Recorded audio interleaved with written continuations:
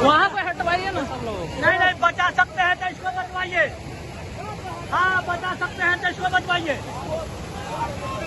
इसको भैया डीएम को फोन कीजिए, आप ही बचवा सकते हैं तो इधर का सब गाँव आ जाएगा। इसको रोक के जाओगा चच्चा, आप ही लोगों के लिए तो सर आए हैं और वैसे में बनाया गया है।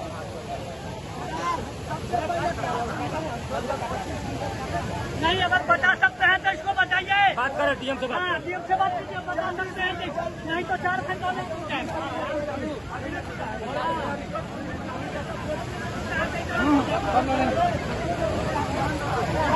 गिराया जाएगा। हाँ बोल रहा तबाह कर दिया। हाँ तबाह चलिए कैसे जाइए पैदल चलिए।